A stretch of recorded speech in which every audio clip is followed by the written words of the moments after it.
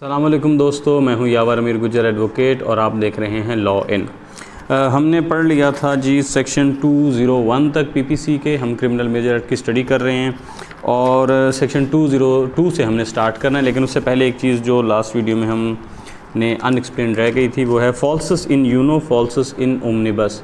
ये एक लैटिन मैगज़िम है। इसका मतलब है कि false in one thing is false in everything, कि जो अगर कोई एक जगह पे झूठ बोल सकता है तो वो फिर तमाम जगह पे झूठ बोल सकता है। ये एक मैगज़िम था जो एक्सप्लेन करने वाला रह गया था, तो ये मैंने एक्सप्लेन कर दिया है। अब आगे चलते हैं सेक्शन 202 से। Falsus in uno falsus in omnibus, false in one thing is false in everything. अच्छा, section 202 PPC, intentional omission to give information, जानबूझ के ओमिट करना इंफॉर्मेशन देने को ऑफ ऑफेंस के बारे में, बाय पर्सन, उस शख्स के जानिब से ये काम किया जा रहा है, बाउंड टू इन्फॉर्म, जिसका काम था कि वो इन्फॉर्मेशन देता, जो कि पाबंद था इन्फॉर्मेशन देने का, और वो उस ऑफेंस के मतलब इन्फॉर्मेशन नहीं देता। Whoever knowing और having reason to believe that, जो जानता है या उसके पास ये रीज़न है बिलीव करने के लिए, that an offence has been committed, के कोई जुर्म हो चुका है। Intentionally omits to give any information, और वो जानबूझ के उसके खिलाफ इन्फॉर्मेशन नहीं देता, ओमिट करता है। रिस्पेक्टिंग दैट ऑफेंस, उस ऑफेंस के मुतालिक, which is legally bound to give, जो वो कानूनी तौर पर बंद था ऐसा देने का, उसने नहीं किया तो फिर क्या होगा? shall be punished with imprisonment of either description for a term which may extend to 6 months। तो फिर उसको किसी भी डिस्क्रिप्शन की 6 माह की कैद की सज़ा हो सकती है, और विद फाइन, या फिर जुर्माना होगा, और विद बोथ, या दोनों होंगे। सेक्शन 203 है giving false information respecting an offence committed. वो था इंफॉर्मेशन ओमिट करना, यह है इंफॉर्मेशन गलत देना, झूठ इन्फॉर्मेशन देना किसी ऑफेंस के मतलब जो हुआ है। Whoever गिविंग और नोइंग और having reason to believe that an offence has been committed, कोई ये जानता है, उसके पास ये रीज़न है बिलीव करने के लिए कि कोई ऑफेंस हुआ है। Gives any information respecting that offence, और उस ऑफेंस के मतलब वो मालूमात देता है। विच इज़ नोज और बिलीव्स टू बी फॉल्स, जिसको वो जानता है कि वो झूठी है, या उसके पास, या वो बिलीव करता है कि वो झूठी है। Shall be punished with imprisonment, तो उसको फिर कैद की सज़ा होगी, कौन सी? Of either description for a term which may extend to 2 years, तो फिर उसको किसी भी डिस्क्रिप्शन की 2 साल तक की कैद की सज़ा हो सकती है, और विद फाइन, और बोथ, या फिर दोनों, या फिर जुर्माना होगा, या फिर दोनों भी हो सकते हैं। आगे है जी इसी की explanation. In section 201 and 202 and in this section the word offence the word offense includes any act committed at any place out of Pakistan। ये सेक्शन जो 201, 202 और ये सेक्शन यानी कि सेक्शन 203, वो कहता है कि इन सेक्शंस में जो लफ्ज़ ऑफेंस इस्तेमाल हुआ है, जो वर्ड ये आया है, इसमें हर वो एक्ट है शामिल है committed at any place out of Pakistan, जो पाकिस्तान से बाहर किया गया, which if committed in Pakistan, जिसको अगर पाकिस्तान में किया जाता, would be punishable under any of the following sections namely. तो वो इन जो आगे सेक्शन बताए गए हैं, इनमें से किसी के तहत वो पाकिस्तान में पनिशेबल होता। कौन से? 302, 304, 382, 392, 393, 394, 395, 396, 397, 398, 399, 402, 435, 436, 449, 450,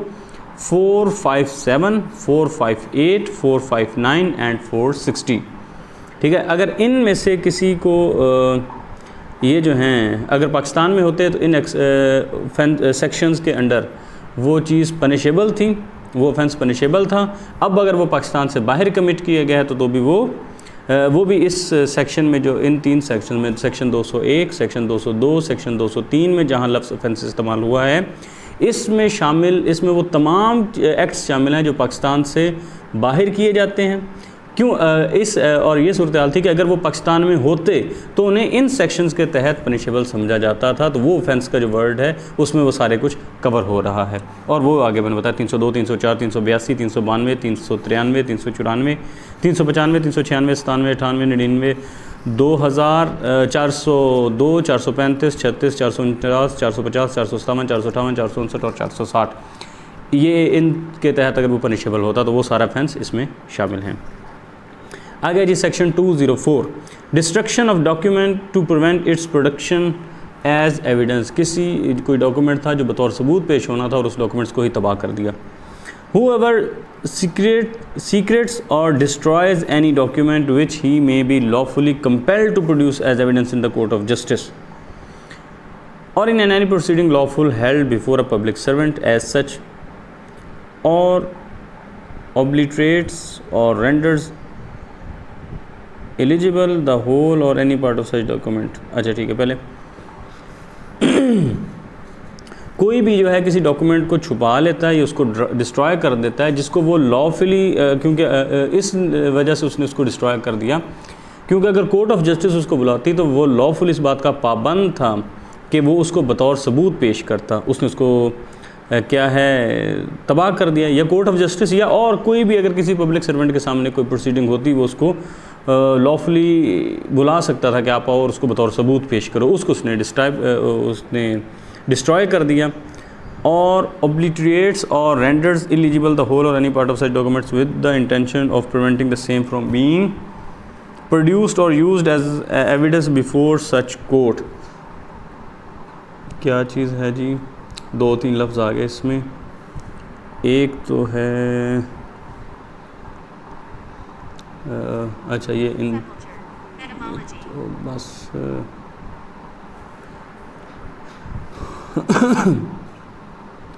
obliterate obliterate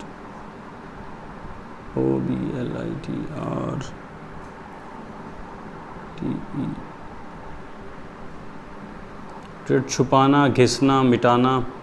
कोई चीज़ उसमें काट छांट करना, obliterate। और दूसरा है render,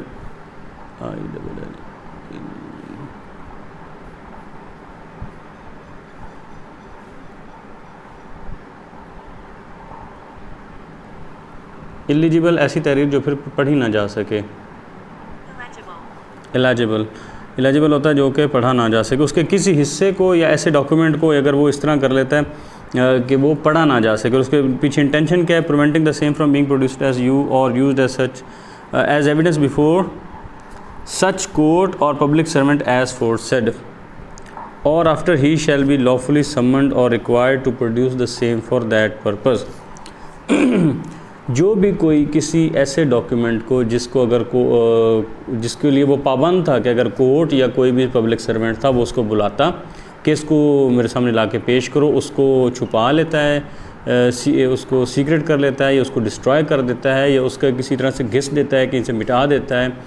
या कहीं से उसके अंदर कुछ इस तरह की उसमें तब्दीली कर लेता है कि वो पढ़ा नहीं जा सकता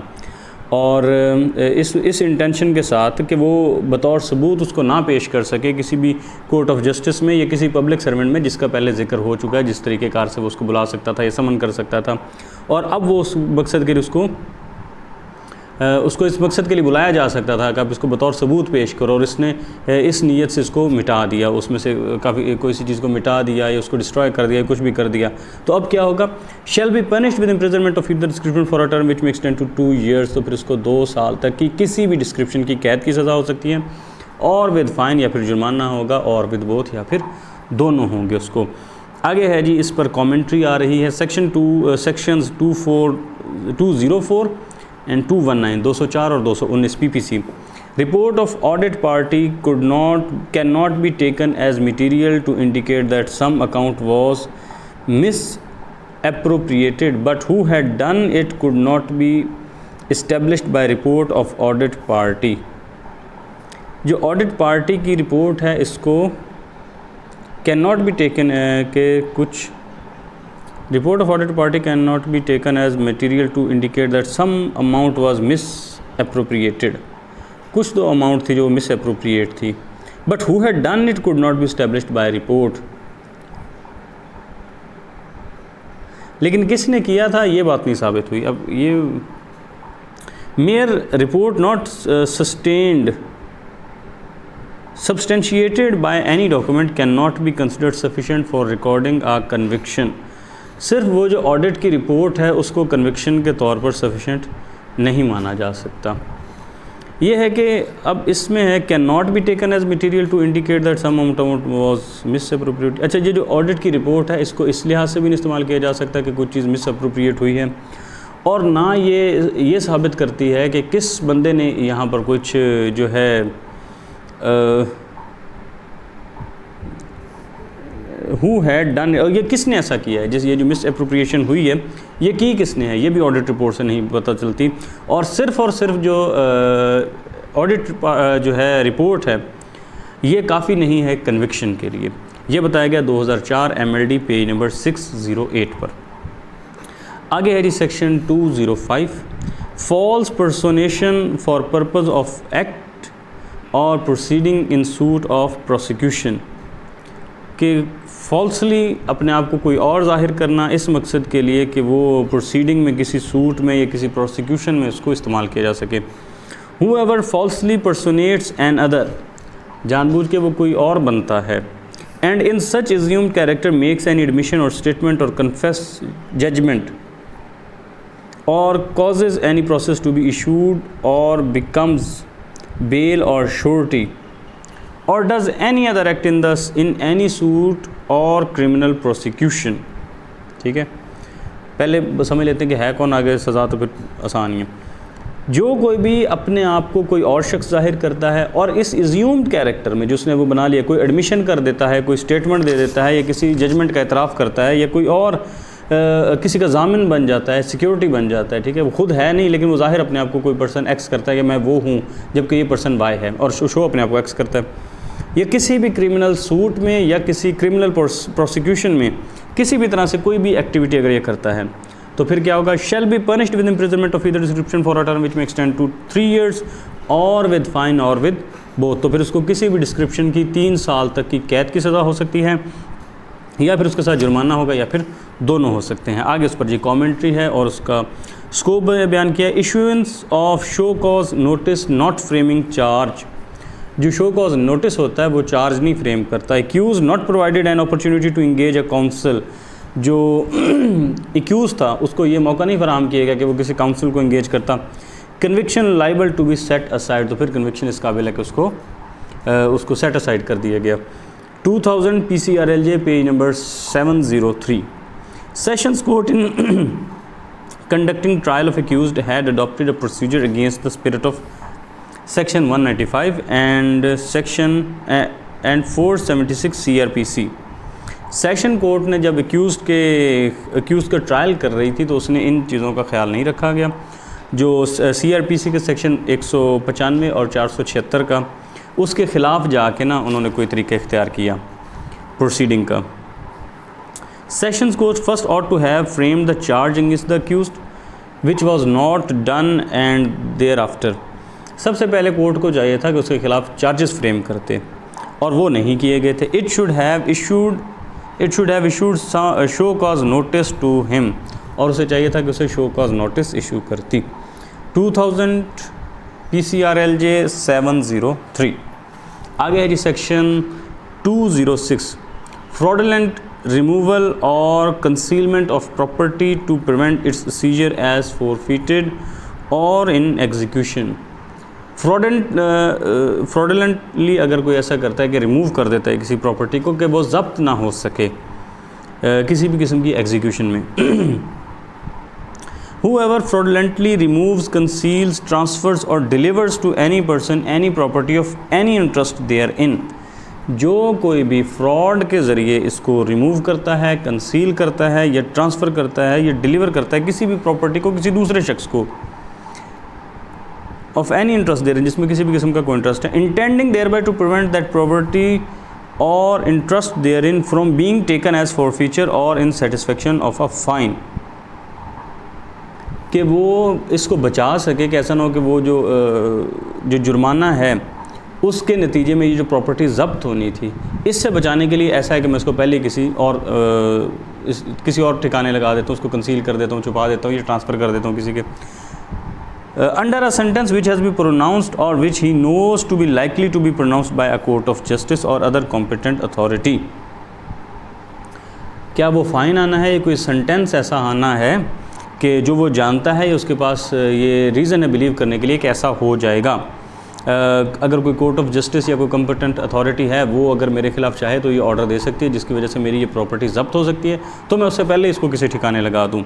or from being taken in execution of a decree or order which has been made or which is knows to be likely to be made by court of justice in a civil suit,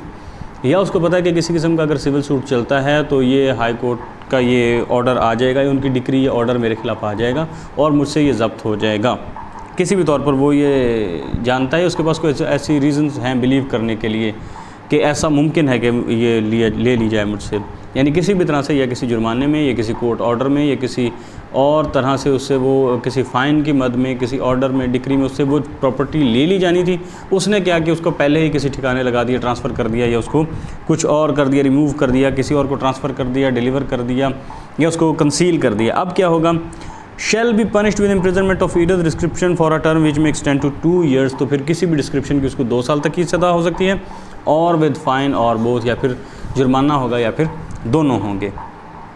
आगे है जी section 207, fraudulent claim to property to prevent its seizure as forfeited or in execution. Fraudulently वो claim करता है किसी property को ताकि उसकी जो सीजर है, उसकी जो ज़ब्ती है, उससे किसी भी एग्जीक्यूशन में बचा जा सके। सेक्शन 207 है, whoever fraudulently accepts, receives or claims any property or any interest therein, knowing that he has no right or rightful claim to such property or interest, or practices any deception। अच्छा ठीक है, और practice आगे वो next sentence है, पहले यहाँ तक कर लें। कोई भी जो धोखाधड़ी से किसी प्रॉपर्टी को या उसमें जो कोई इंटरेस्ट है उसको रिसीव करता है या एक्सेप्ट करता है या उसमें क्लेम करता है उसका, और वो जानता है कि उसका उसमें कोई राइट नहीं है, ही हैज़ नो राइट और rightful claim to such property और इंटरेस्ट, इस तरह की प्रॉपर्टी में या उसके किसी इंटरेस्ट में उसका कोई उसको कोई राइट नहीं है। और practise any deception touching any right to any property और इंटरेस्ट देयर इन, या फिर उसमें कोई भी किसी किस्म का धोखा देता है उसकी उस प्रॉपर्टी के राइट के बारे में, या उसके कोई भी उसमें जो वेस्टेड इंटरेस्ट है उसके बारे में। intending thereby to prevent that property or interest therein from being taken as a forfeiture or in satisfaction of a fine under a sentence which has been pronounced, या फिर ये करता है कि जब उसको पता है कि किसी भी तरह से ये प्रॉपर्टी फॉरफिट कर ली जाएगी या इसकी सीजर हो जाएगी, इसको ज़ब्त कर लिया जाएगा, उससे बचाने के लिए वो ये क्लेम कर देता है कि तो प्रॉपर्टी मेरी है, ये इसमें जो कोई राइट है वो मेरा है, ये क्लेम कर देता है कि किसी भी डिग्री किसी भी फ़ाइन की सेटिस्फेक्शन के लिए या किसी भी सेंटेंस की सेटिस्फेक्शन के लिए उसे ये ली जा सकती है, इस प्रॉपर्टी को ज़ब्त किया जा सकता है। और which is know to be likely to be pronounced by court of justice और एनी अदर कम्पिटेंट अथॉरिटी, जिसको या तो कोर्ट उसे ले सकती है या कोई और भी कम्पिटेंट अथॉरिटी है वो उसे ले सकती है, or from being taken in execution of a decree order or which has been made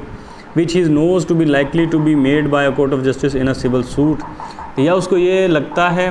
या ऐसा एहतमाल है कि ये हो सकता है कि कोर्ट ऑफ जस्टिस जो है किसी सिविल सूट में ये जो प्रॉपर कोई ऑर्डर पास करे और ये मुझे यानी ये प्रॉपर्टी जो है ये ज़ब्त कर हो जाए, इसकी तो नहीं है यानी मुझे ना देनी पड़ जाए, वो तो पीछे वाले सेंटेंस में कवर हो गया ना कि उसको छुपाता है कि मुझे देनी ना पड़ जाए। यहाँ है कि ये जो प्रॉपर्टी है ये ज़ब्त हो सकती है। अब ये क्या करता है, ये उसको बता रहा है कि मेरी है, हालांकि इसकी नहीं थी, इस वजह से कि इसको किसी भी केस में लिया जा रहा था। शैल be punished with imprisonment of either description for a term which may extend to 2 years, तो फिर उसको 2 साल तक की किसी भी डिस्क्रिप्शन की सज़ा हो सकती है, और विद फाइन और विद बोथ, या फिर जुर्माना होगा या दोनों होंगे। दोबारा एक दफ़ा इसको देख लें, कोई भी जो फ्रॉडुलेंटली धोखे से वो क्लेम कर रहा है,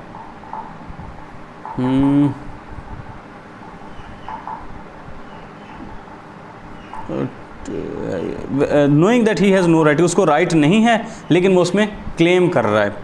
ताकि इसको ज़ब्त होने से बचाया जा सके। कोई भी प्रॉपर्टी है जो वो चाहते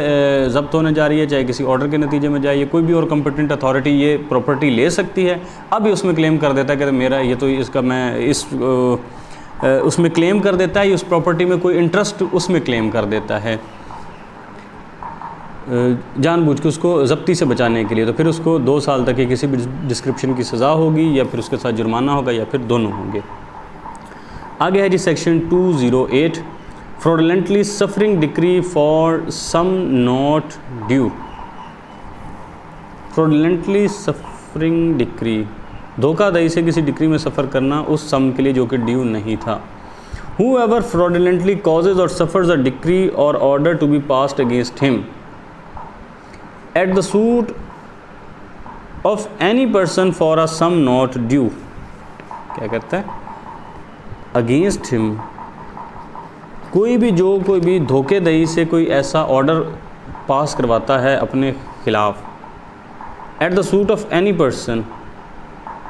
किसी दूसरे के सूट पर, for a sum not due, उस सम पर जो कि ड्यू नहीं था, और for a larger sum than is due, या फिर जो सम ड्यू था उससे किसी लार्जर पर, to such person or for any property और interest in property to which such person is not entitled,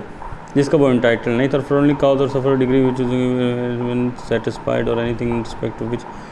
if it has been satisfied shall be punished with imprisonment. अच्छा, इसको दोबारा देखते हैं कि कोई भी शख्स जो है फ्रॉडलेंटली कॉजेज और suffers a decree to be passed against him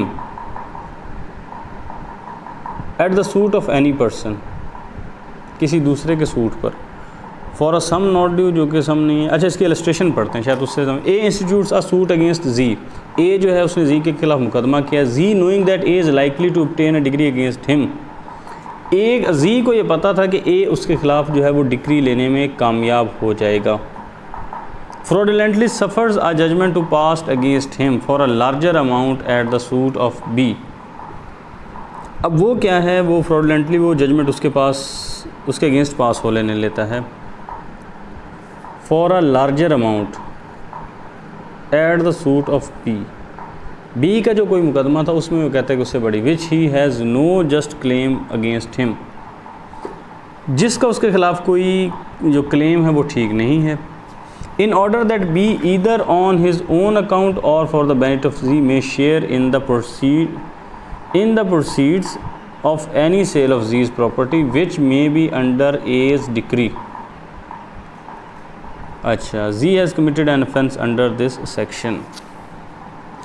A जो है उसने Z के ख़िलाफ़ मुकदमा किया है, ठीक है। अब Z को पता है कि A के हक़ में फ़ैसला हो जाना है, अब वो क्या करता है कि वो obtains against him suffers a judgment to pass against him। अब वो क्या कहता है कि जी ने उसके ख़िलाफ़ कोई मुकदमा किया है तो जी जीत जाए, जी का जो उसने अमाउंट देनी है वो या तो इससे वो अमाउंट जो है वो थोड़ी है और ये ज़्यादा है, इस लिहाज से ये कि ये बी के पास चली जाएगी और अब बी से मैं जो है वो शेयर किसी तरह से ले लूँगा और ए जो है वो महरूम हो जाएगा। इस तरह से अगर कोई काम करता है तो फिर वो इस सेक्शन के अंडर आएगा। अब इसीलिए कि धोखाधड़ी से उसने ये किया कि किसी कोई जजमेंट है जो उसके ख़िलाफ़ पास हो जाए और वो ऐसी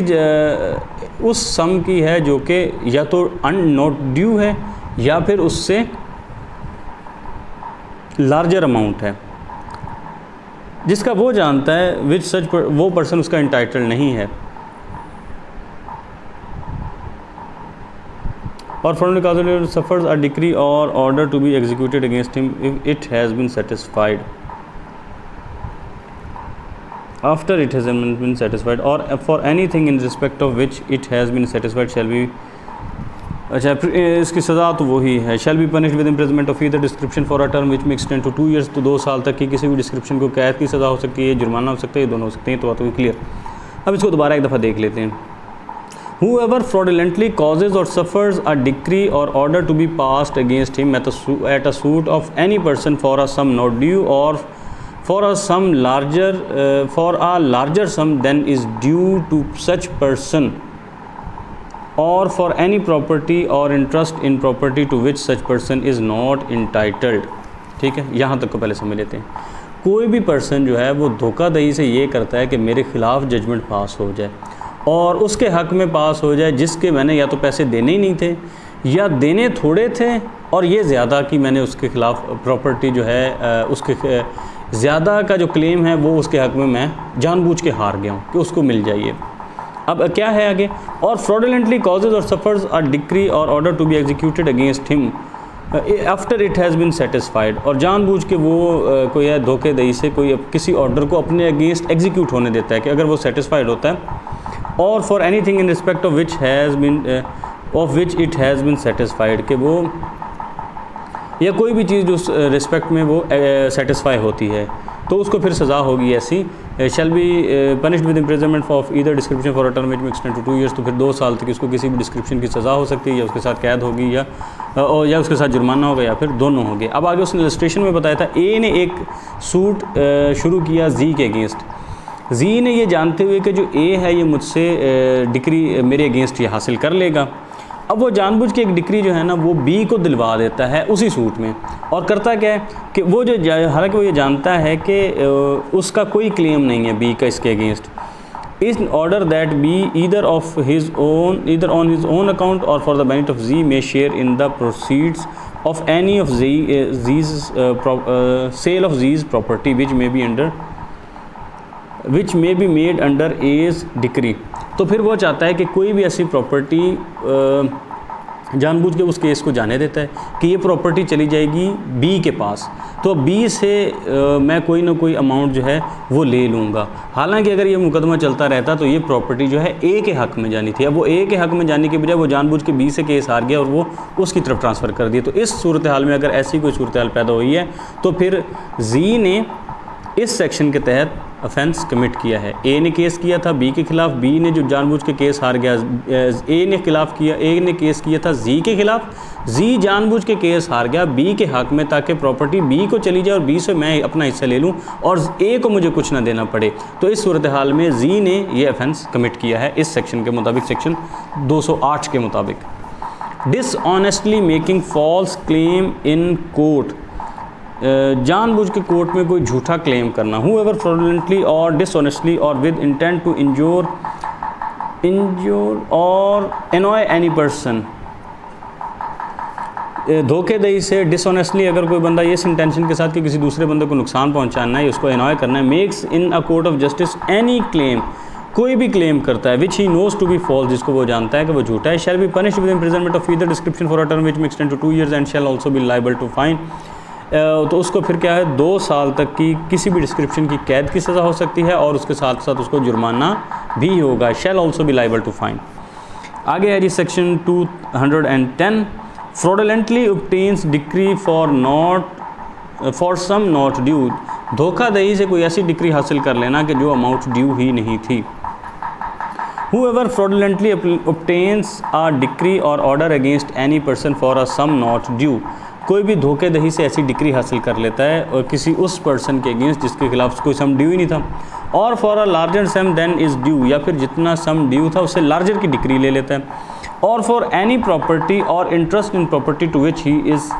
नॉट इंटाइटल, या फिर उससे कोई प्रॉपर्टी हासिल करता है या प्रॉपर्टी में कोई इंटरेस्ट हासिल कर लेता है जिसका वो मुस्तहिक नहीं था, और fraudulently causes a decree or order to be executed against any person after it has been satisfied or for anything in respect of which it has been satisfied, या फिर धोखे से वो चाहता है कि किसी पर्सन के अगेंस्ट कोई ऑर्डर एग्जीक्यूट हो जाए कि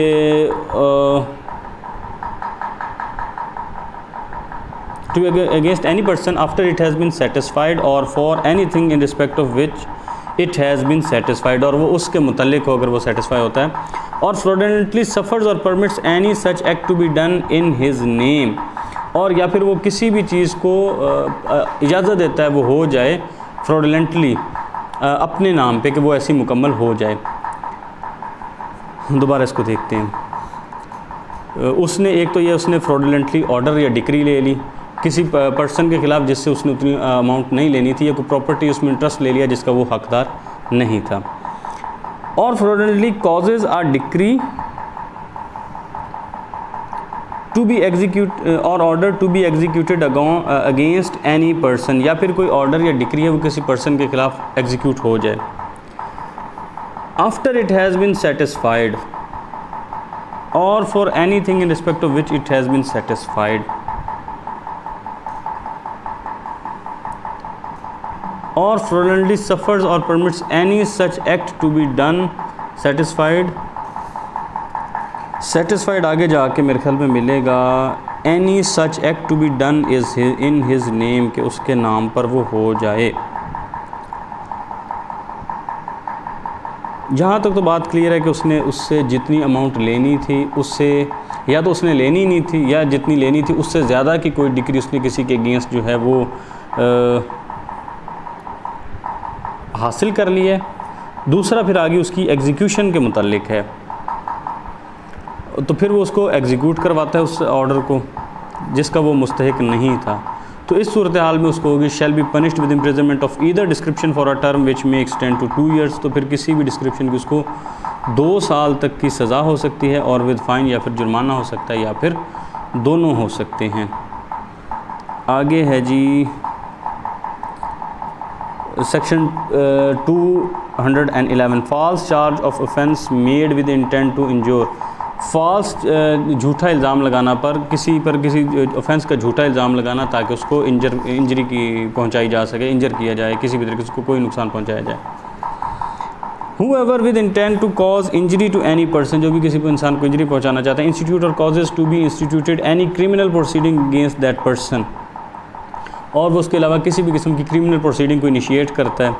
और falsely charge any person of having committed an offence knowing that there is no just or lawful ground for such proceeding, और वो जानता है कि ऐसा ना तो कुछ या तो ऐसा जहाँ झूठा चार्ज लगाता है कि कोई ऐसा ऑफेंस कमिट हुआ है, जबकि वो जानता है कि कोई ऐसी जस्ट और लॉफुल ग्राउंड नहीं है ऐसी प्रोसीडिंग के लिए, और चार्ज अगेंस्ट दैट पर्सन, या फिर इस चार्ज की उस इंसान के ख़िलाफ़ जो है कोई ग्राउंड नहीं है।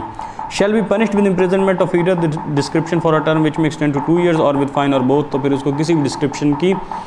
2 साल तक की कैद की सज़ा हो सकती है, या उसके साथ या फिर जुर्माना होगा, या फिर दोनों होंगे। And if such criminal proceeding be instituted on false charge of an offence punishable with death, और अगर कोई ऐसा ऑफेंस कोई ऐसी प्रोसीडिंग इंस्टीट्यूट की गई हैं जिसकी ऐसे ऑफेंस के की यानी अंडर जो है प्रोसीडिंग वो इंस्टीट्यूट की गई हैं जिसकी सज़ा पनिशेबल विद डेथ थी, जिसकी सज़ा मौत थी, इम्प्रिजनमेंट फॉर लाइफ थी, और इम्प्रिजनमेंट फॉर 7 years और अपवर्ड्स थी, या फिर उम्र कैद थी, या फिर 7 साल या उससे ज़्यादा की सज़ा थी। Shall be punishable with imprisonment of either description for a term which may extend to 7 years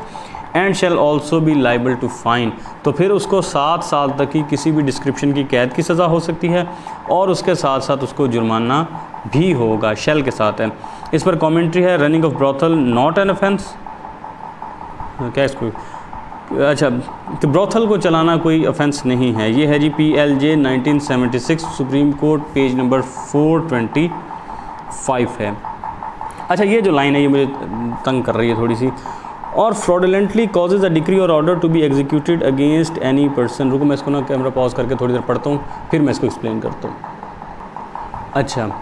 तो मैं दोबारा उस पर आ गया हूँ। लिहाजा मेरी कोशिश है कि जब तक अच्छी तरह से मैं सेटिस्फाई ना हो जाऊँ कि मैंने चीज़ एक्सप्लेन नहीं कर दी, मैं वो ज़हन में घूमती रहती है बात। अब ये क्या था, और फ्रॉडुलेंटली कॉजेज द डिक्री और order to be executed against any person after it has been satisfied, यानी वो जो ऑर्डर पास किया गया था किसी पर्सन के मुतालिक उसको सेटिस्फाई कर दिया गया। मसलन उसमें 1 लाख रुपए जुर्माना था, अब वो 1 लाख जुर्माना इसने अदा कर दिया है, अब ये धोखेदही से दोबारा फिर उसके खिलाफ उसको लेके जा रहा है, वो दोबारा उसको एग्जीक्यूट करवा रहा है कि एक दफ़ा वो सेटिस्फाई हो गई है किसी पर्सन के अगेंस्ट, अभी फिर दोबारा उसको लेके जा रहा है कि फिर दोबारा से एग्जीक्यूट कर दे, या और फ्रॉडुलेंटली इस काम करे,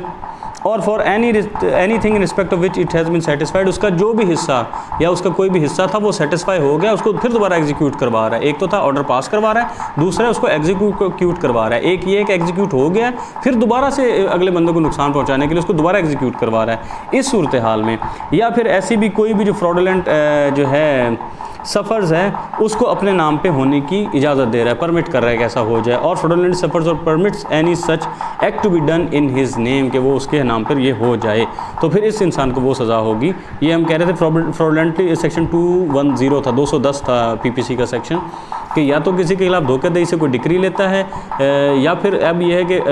एग्जीक्यूट हो चुकी है, पहले वो सेटिस्फाई हो चुकी है, उसको फिर दोबारा एग्जीक्यूट करवा रहा है, तो फिर उस इंसान को 2 साल तक की कैद की सज़ा हो सकती है किसी भी डिस्क्रिप्शन की, और उसके साथ या जुर्माना हो सकता है या दोनों हो सकते हैं। तो यहाँ तक हमने सेक्शन 211 जो है वहाँ तक हमने इसको कवर कर लिया है। नेक्स्ट वीडियो में इंशाल्लाह हमने 212 से इसको स्टार्ट करेंगे।